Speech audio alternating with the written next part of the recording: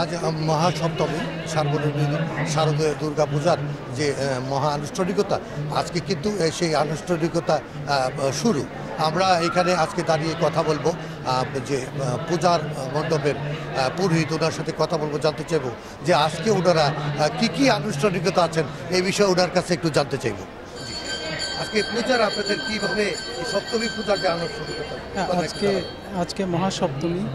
এই মহাসপ্তমী পুজোর মেইন যে পর্বগুলো সেগুলো হচ্ছে নবপত্রিকা স্নান, দেবী দুর্গার মহাস্নান এবং দেবী দুর্গার ষোড়শোপচার পুজো। তো এই তিনটা হচ্ছে মেইন পর্ব। তো এর মধ্যে নবপত্রিকা স্নান এবং দেবী দুর্গার মহাস্নান এই দুটো সম্পন্ন হয়েছে। এখন ষোড়শোপচার পূজা চলছে। তো দেবী দুর্গার ষোড়শোপচার পূজার সাথে আমরা জানি যে মায়ের সাথে লক্ষ্মী, সরস্বতী, কার্তিক, গণেশ, নারায়ণ, শিব, তো এই দেবতারাও আসেন। তো এই দেবতাদেরও ষোড়শোপচার পূজা হয়। আসলে এই আমাদের যেরকম ঘরে কোনো আপনজন আসলে, অতিথি আসলে আমরা যেরকম বরণ করে নিই বিভিন্ন উপচারে, তেমনিভাবে মা আমাদের ঘরে এসছেন, সন্তানের ঘরে এসছেন। তো আমরা মা আমাদের আপনজন, ভালোবাসার ব্যক্তিত্ব, তো আমরা তাকে নানা উপচারে বরণ করে নিচ্ছি। এর মধ্যে যে পাদ্য, কেউ আসলে আগে রীতি ছিল, এখনও আছে, যে তাকে জল দিয়ে পা ধুইয়ে দেওয়া, পাদ্য, অর্ঘ্য অর্থাৎ ফুল বেলপাতা দিয়ে তাকে শ্রদ্ধা জানানো, স্নানের জিনিসপত্র দেওয়া, আবার স্নানের আগে তেল দেওয়া এবং স্নানের পরে বস্ত্র এবং বিভিন্ন অলঙ্কার আদি এই সমস্ত এগুলো দিয়ে মাকে কী বলে শ্রদ্ধা জানানো, মাকে আপন করে নেওয়া। তারপর বিভিন্ন ভালো ভালো খাবার, ফল, নৈবেদ্যের মধ্যে যে ফল ফলাদি রয়েছে সেই সমস্ত খাবার দিয়ে মাকে আমরা এই ভালোবেসে এই জিনিসগুলো নিবেদন করি।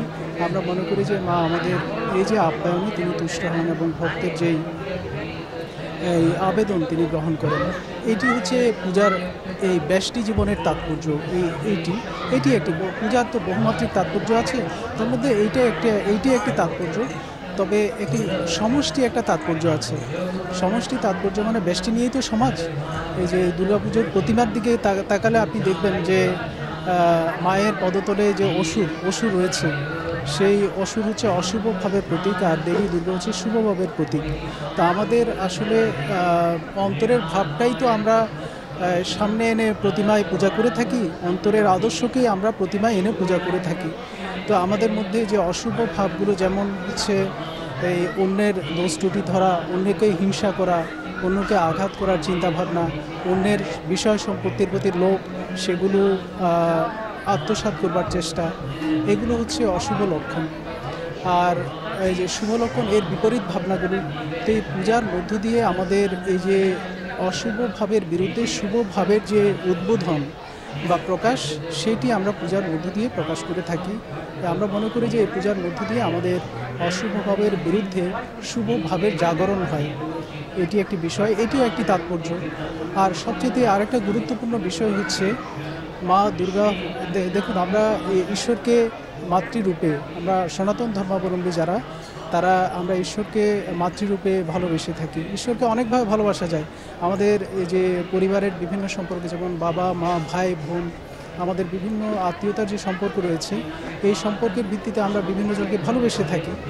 কিন্তু এই সমস্ত ভালোবাসার যিনি সমষ্টি, আদর্শ স্বরূপ, তিনি হচ্ছেন স্বয়ং ভগবান।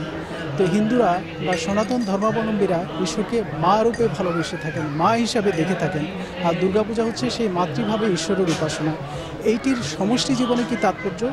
এটি হচ্ছে এই যে মা হচ্ছেন এই যে সমগ্র নারী জাতির প্রতিভূ, এবং শ্রী শ্রী চণ্ডীতে আছে স্ত্রিয় সমস্তা সকলা জগৎসু, অর্থাৎ এই সমস্ত এই নারী জাতি হচ্ছেন ভগবতীর বা ভগবানের যে নারী রূপ, তার এক একটি অংশ।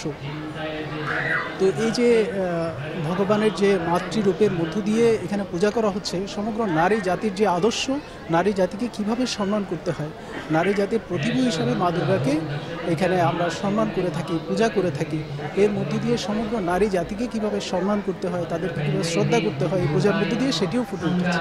এটি হচ্ছে সমষ্টি তাৎপর্য। পূজার বহুমাত্রিক তাৎপর্যের মধ্যে এটিও একটি বিশেষ দিক।